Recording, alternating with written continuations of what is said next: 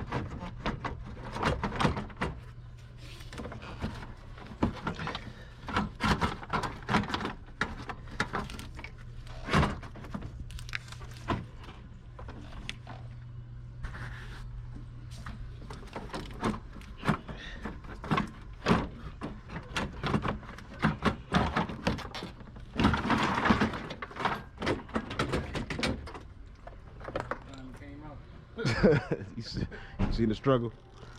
You think it was a radiator? That's what I was about to see now. It's down here, it looks like it. Was it coming from that side? I'm not even sure. It looks like it was leaking from this side. Oh, right there.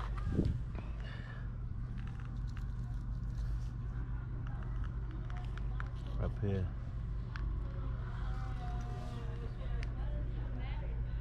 I think it was on her driver's side, I think. Yeah.